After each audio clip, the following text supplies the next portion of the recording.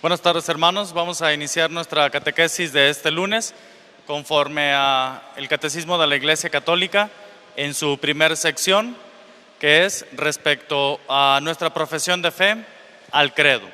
Recordemos, hermanos, que nos estamos deteniendo en la primer parte del credo, que es lo que respecta a Dios Padre. Y para ser todavía más precisos, vamos en el apartado del Dios Creador. Estamos observando los números del catecismo que respectan a esto, a la obra de Dios Padre como creador. Hace 8 días estuvimos repasando los números que respectan a la creación de Dios, dice el credo, de lo visible y de lo invisible, repasando un poquito lo que corresponde a la vida angelical y también al mundo visible. Hoy vamos a continuar, hermanos, con estos números, para ser más preciso, del 355 al 384, números del Catecismo de la Iglesia Católica que hoy nos vamos a detener, en los cuales hoy vamos a repasarlos, correspondiente a el hombre. Es decir, parte de la creación de Dios es el ser humano. Es más, no es parte, es la obra maestra de Dios. El ser humano es la corona, es la cereza del pastel de toda la creación. Y pues si venimos recorriendo este aspecto del Dios creador, pues por supuesto que el catecismo toca a el hombre como la pieza magna de la creación de Dios. Bueno, nos dice el libro del Génesis, que es la cita primordial y básica respecto a la creación del hombre. Dice el libro del Génesis, capítulo 1, versículo 27. Dios creó al hombre a su imagen. A imagen de Dios lo creó, hombre y mujer los creó. Insisto, esta es la cita básica y medular para entender no solo la dignidad, que ahorita nos vamos a detener en eso, sino en general Dios que crea al ser humano como su pieza magna. De esta cita, hermanos, de esta cita del libro del Génesis, vamos a desprender, o más bien el catecismo desprende de aquí 4 afirmaciones. Son las siguientes. 1, el hombre ocupa un lugar único en la creación por ser hecho a imagen y semejanza de Dios. 2, listo. 2, en su naturaleza se unen el mundo espiritual y el mundo material. Tercera afirmación, es creado hombre y mujer. Y cuarta afirmación, Dios lo estableció en la amistad con él. Bien, vamos a repasar estas 4 afirmaciones que se desprenden, repito, de esta cita del libro del Génesis, y en las cuales vamos a checarlas brevemente. Primera afirmación, a imagen de Dios. El ser humano es creado a imagen de Dios, nos dice esta cita del libro del Génesis. Gaudium et Spes, eso significa GS, nos dice la Gaudium et Spes, que es una de las 4 constituciones que emanaron del Concilio Vaticano II, constituciones súper importantes para nosotros y que por supuesto vale la pena también entrar en ellas. Bueno, nos dice la Gaudium et Spes que el hombre es la única criatura en la tierra capaz de conocer y amar a su Creador y a la que Dios ha amado por sí misma. Para esto ha sido creado, para participar por el conocimiento y el amor de Dios. El ser humano, pues, nos dice esta cita de la Gaudium et Spes, en base a este texto del libro del Génesis, que el ser humano es la única criatura de entre todas las criaturas que existen en el universo, de entre todas las criaturas que existimos sobre la faz de la tierra, es la única que puede ser capaz de Dios, capaz de conocer a Dios, de entender y de ir a Dios en su libertad y por amor. Decíamos ya en catequesis pasadas que toda la creación confluye hacia Dios, confluye por ser obra de Dios, pero el ser humano es el único que, desde su inteligencia, desde su voluntad, desde sus capacidades, por ser hecho imagen y semejanza de Dios, es el único que puede ir hacia Él con todo conocimiento, con toda libertad y en toda su voluntad. Es el único capaz de amar y conocer a su Creador. Por ser imagen de Dios también, el ser humano tiene la dignidad de persona. Qué importante es esto, hermanos.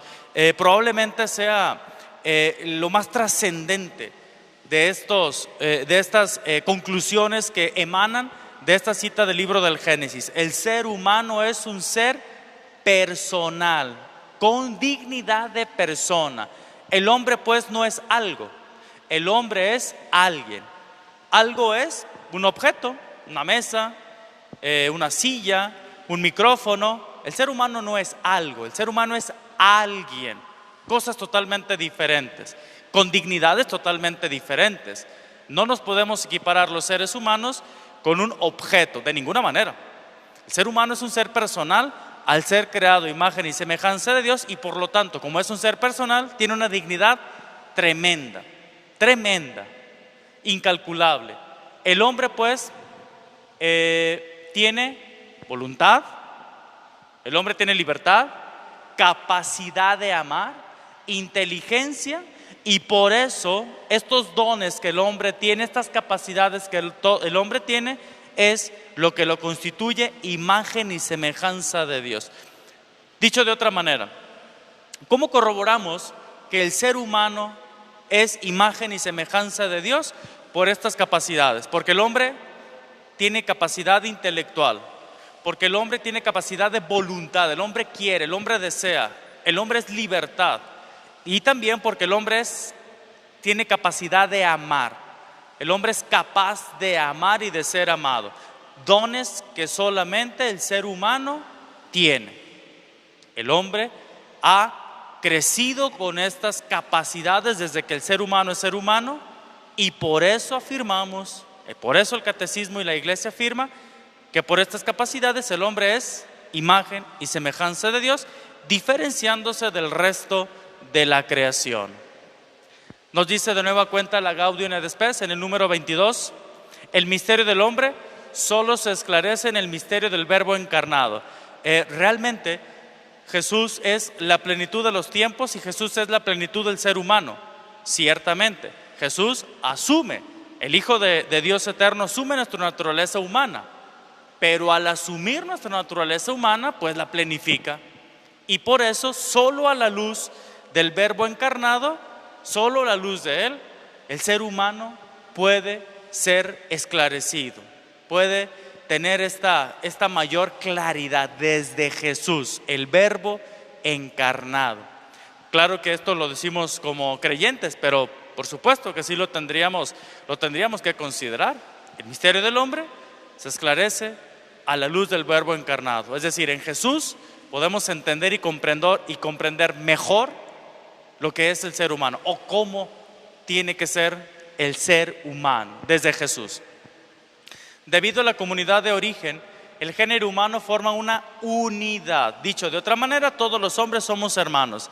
Qué importante es esto, hermanos. Si anteriormente decía que una de las cualidades que emanan, una de las afirmaciones, que emanan del texto del Génesis con el que iniciábamos es que el ser humano tiene dignidad, una dignidad superior a cualquier otra obra de la creación de Dios, pues esto también es importante.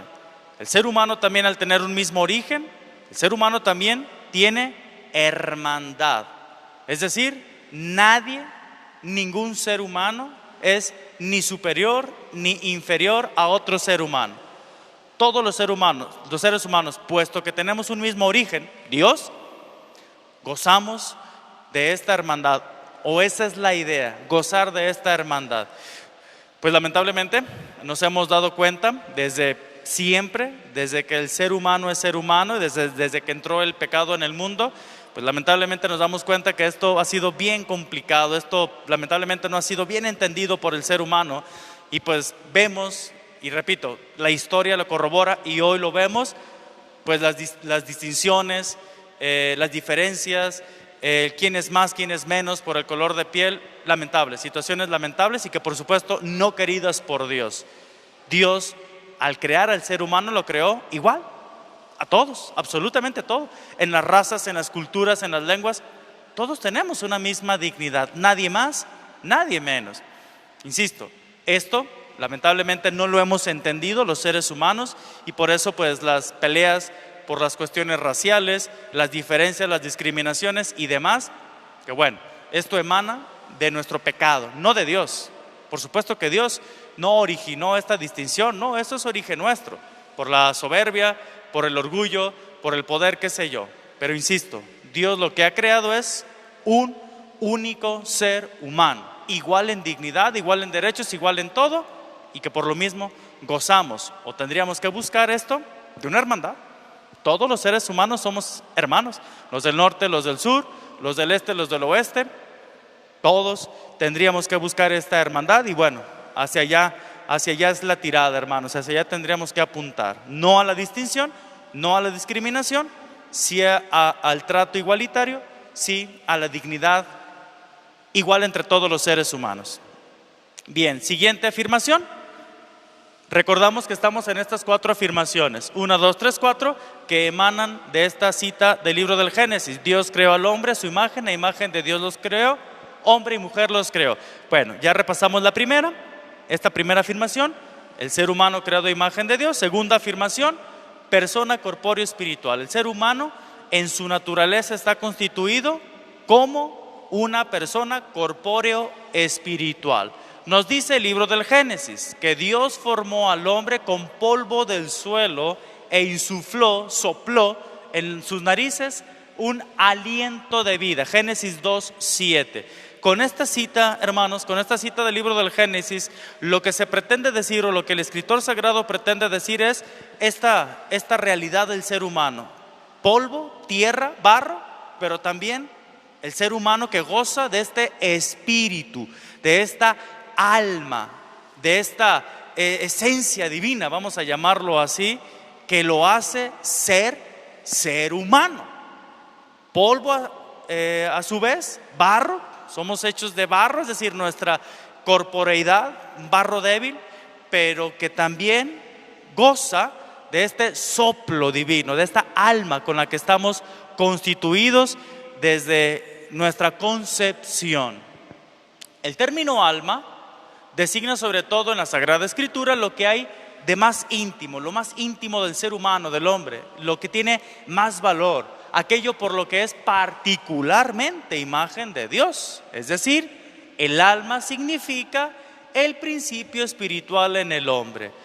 Esto es algo que no podemos negar y que bueno, pues también de repente hay ciertas líneas en donde se afirma que el hombre no goza de esta parte espiritual, que el hombre no goza de esta esencia, de esta alma, que el hombre pues es solamente y meramente algo carnal, algo corporal.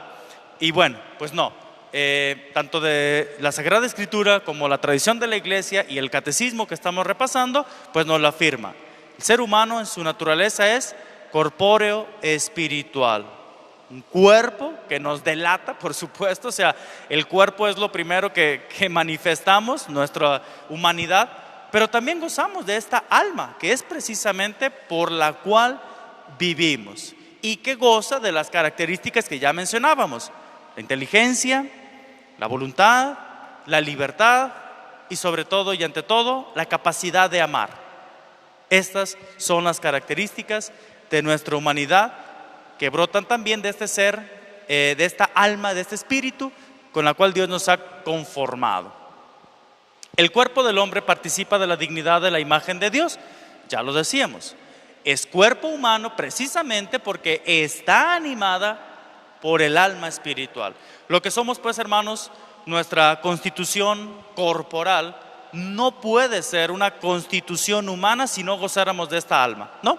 Seríamos cualquier otra cosa menos seres humanos. Si no gozáramos de este espíritu, de esta alma que Dios nos ha infundido desde nuestra concepción, el ser humano no podría ser humano. Podemos llamarlo de cualquier otra manera, pero nuestro cuerpo, nuestra constitución, gracias a que goza de este soplo divino, de esta alma, pues es por lo que somos, hermanos, seres humanos. Es lo que nos hace vivir y actuar como seres humanos.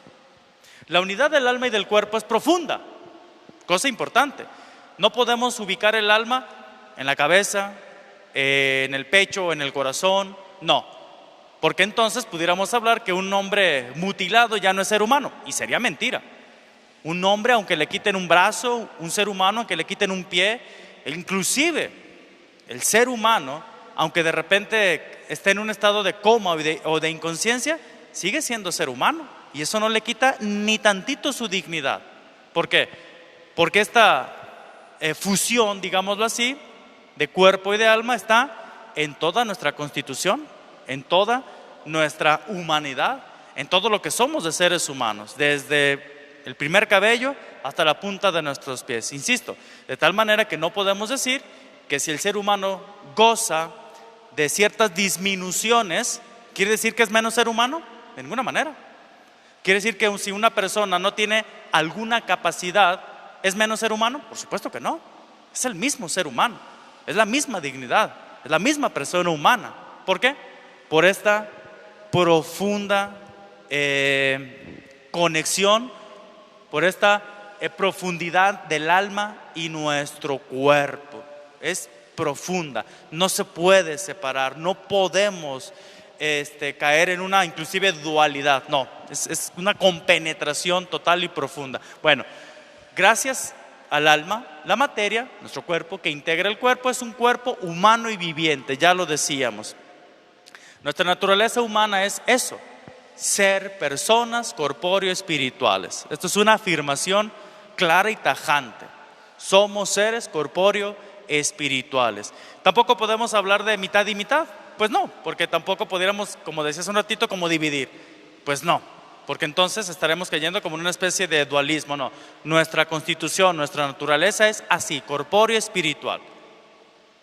Lo que somos, nuestra humanidad completa es corpóreo-espiritual.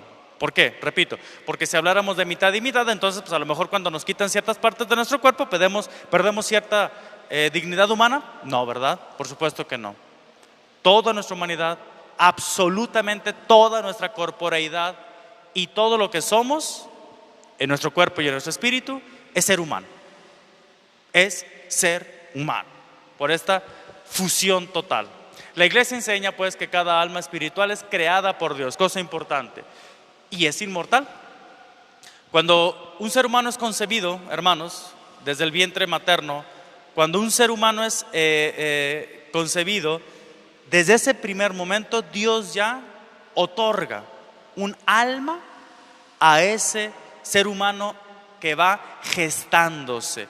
Por eso pues la iglesia también en este punto es muy tajante, es muy clara y afirma, el catecismo lo afirma y la iglesia en general, pues la dignidad de la persona desde ahí, desde el momento de la concepción, desde ese momento en el que se comienza a gestar la vida humana, desde los primeros instantes.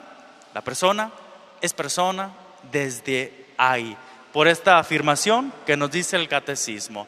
El alma es creada por Dios, es inmortal, no perece, el alma no perece, no se acaba, no muere cuando se separa del cuerpo por la muerte, y se unirá de nuevo al cuerpo en la resurrección al final de los tiempos. Cosas muy importantes, hermanos, cosas muy importantes que el catecismo nos marca respecto a nuestra alma o a nuestro espíritu, como también podemos llamarle. Más que nada, quedémonos con el término de alma, que es el que utiliza el catecismo y es el que más fuerza tiene en la Sagrada Escritura. A ver, algunas características bien importantes y que creo que vale la pena repetir. El alma es creada por Dios. El alma no la generan los padres, no es creada por los padres. Los padres, es decir, los papás, son copartícipes de la creación, por supuesto que sí, pero el que crea el alma es Dios. Dios da, otorga el alma a al ser humano en el momento de la concepción.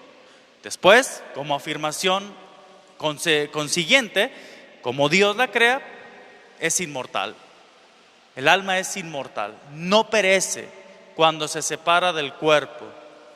Y después, en el momento de la resurrección final, esa alma tomará de nueva cuenta la totalidad de nuestra persona humana. Somos conscientes que cuando morimos, pues nuestros restos mortales quedan aquí, en la tierra, porque somos corpóreos y nuestros restos mortales quedarán aquí. Nuestra alma gozará de la presencia de Dios, pero en la resurrección final, entonces gozaremos de nueva cuenta por el poder y la omnipotencia de Dios de esta resurrección, en donde toda nuestra naturaleza humana, corpóreo y espiritual, volverá a unirse para vivir en plenitud, ya lo decíamos anteriormente, en la presencia de Dios. En la presencia de Dios. Bien, siguiente punto, el tercer punto o tercera afirmación: hombre y mujer los creó.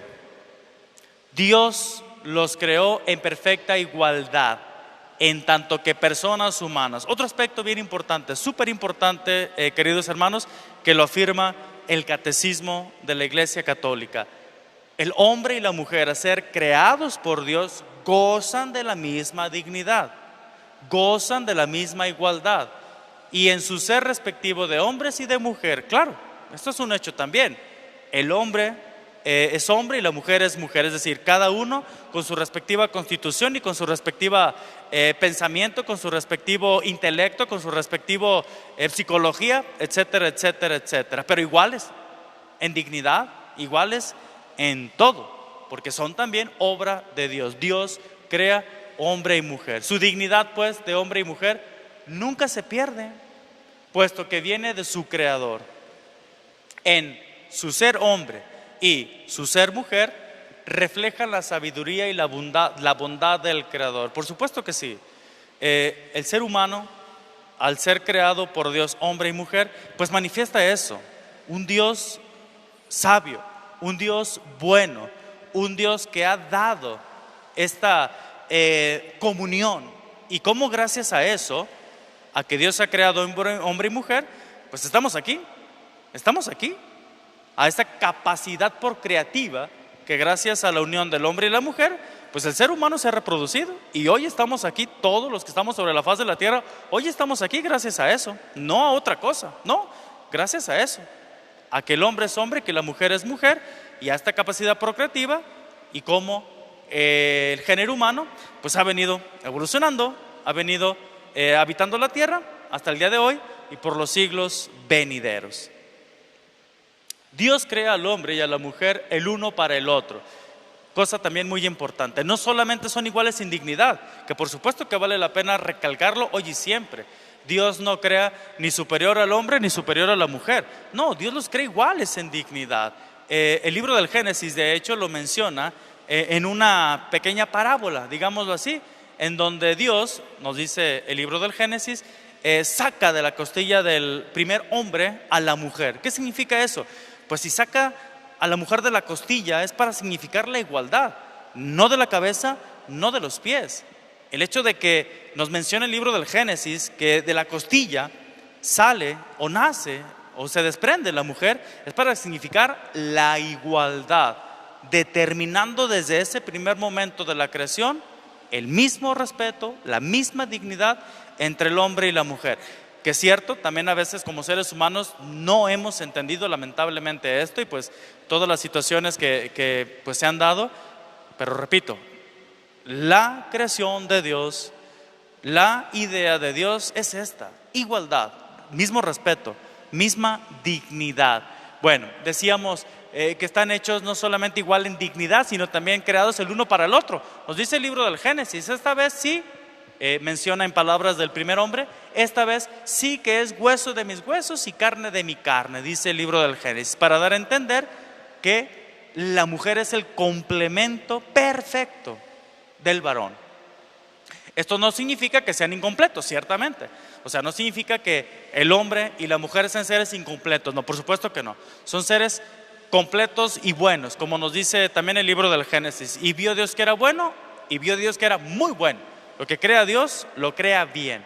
Entonces no significa que sean incompletos, no significa que Dios ha creado una comunidad. Dios los ha creado para una comunidad de personas, para entenderse, para ayudarse, para colaborar en el plan de Dios. en la que cada uno puede ser ayuda para el otro. Y de manera particular, en el matrimonio es donde esto se tiene que entender. Es decir, Dios los fusionó como una sola cosa, como una sola carne, nos dice el libro del Génesis 2:24. En el plan de Dios, el hombre y la mujer están llamados pues a ser administradores de la tierra. Cosa también, hermanos, que es muy actual. El catecismo de la Iglesia Católica se escribió en el año 92, pero este punto pues siempre es actual, porque el ser humano también se ha creído destructor. El ser humano no es destructor de la creación, el ser humano es administrador de la tierra. Esto no debe ser un dominio arbitrario, o sea, el hombre no se puede dar la autoridad de dominar arbitrariamente la creación. El hombre no puede comportarse como un destructor, no, estaría malinterpretando el sentido de la creación. El ser humano tiene que ser responsable frente al mundo que tiene en sus manos y que Dios le ha confiado. Pues tan actual, hermanos, no podría ser. Pero bueno, esto es vigente siempre. El ser humano, desde que es ser humano, tiene esta responsabilidad de cuidar y de administrar la creación, no de acabarla, no de dañarla, ni mucho menos de destruirla. No, sí transformarla para una administración correcta. Bueno, ojalá que esto lo entendamos adecuadamente, cada uno de los seres humanos. Y finalmente, el cuarto punto de estas afirmaciones que venimos dando, el hombre en el paraíso. El hombre fue creado en amistad con su creador, en armonía consigo mismo y en armonía con la creación. Punto bien interesante que nos regala esta afirmación del libro del Génesis y que lo saca el catecismo a colación. El ser humano es creado no solamente bueno, no solamente con una bondad intrínseca, sino también el ser humano ha sido creado para participar de la vida de Dios. Fíjense, el ser humano desde su origen vivió en amistad con Dios, vivió en amistad consigo mismo y con sus hermanos, y vivió en amistad con la creación. El pecado, cuando entró el pecado en el hombre, lamentablemente se perdieron estas tres amistades. El ser humano dejó de ser amigo de Dios, el ser humano dejó de ser amigo y hermano entre sus hermanos, y el ser humano perdió la amistad con la creación. Lo que Dios había creado en plena armonía y amistad con Dios, con la creación y con los iguales, con los hermanos, el pecado lamentablemente llegó a destruirlo. El hombre fue creado en santidad y justicia original. El ser humano fue creado así, con esta cualidad, en santidad y justicia original. El hombre participaba pues de la vida divina. Dios así lo creó, partícipe de su vida divina. Y después todo se rompió. De su amistad con Dios nacía la felicidad de su existencia en el paraíso. Decíamos ya desde puntos anteriores que la plenitud del ser humano solamente es alcanzada en Dios. ¿Por qué? Porque por Él fue hecho, por Dios fue hecho, y hacia Él tiende. El ser humano, por supuesto, que alcanzará su plenitud solo en Dios. Y cuando Dios creó al ser humano en esta justicia original, en esta plenitud, pues ya gozaba de Dios. Lamentablemente, el pecado llegó a destruir todo esto. Nos dice el libro del Génesis, el hombre no debía morir, el hombre no debía sufrir. Nos dicen estos textos del libro del Génesis, pero por el pecado todo cambió. Dios, que creó al ser humano en plenitud, Dios que creó al ser humano en una vida para participar de la vida divina, y que por insidia del enemigo y a partir del pecado que acepta y participa el ser humano, esto se rompe. Esta vida de gracia se rompe, esta vida de justicia original se rompe, esta vida de plenitud de Dios se rompe. Y es aquí donde entra pues todo el proyecto después de salvación, que en Jesús volvemos a participar de esta vida de gracia que el pecado nos había acabado. Bueno, posteriormente, obviamente, en los lunes siguientes continuaremos con esta parte, es decir, con la caída. ¿Qué ocasionó para nosotros el pecado? Si Dios nos había hecho plenos, bueno, entonces, ¿qué consecuencias nos trae el pecado, que es el siguiente apartado del catecismo. Bueno, pues hermanos, les invito a nutrirnos más de estos números. Yo les presento un resumen, pero bueno, ahí está el catecismo de la Iglesia Católica para darle pues una buena leída. Los números que hemos reflexionado hoy son del 355 al 384, para el que guste ahí echarse un clavado y darle una lectura más a profundidad, a disposición. Bueno, vamos a concluir nuestra catequesis del día de hoy con la bendición. El Señor esté con ustedes y con tu espíritu. Y la bendición de Dios Todopoderoso, Padre, Hijo y Espíritu Santo, descienda sobre ustedes y permanezca para siempre. Que pasen buena tarde. Nos vemos.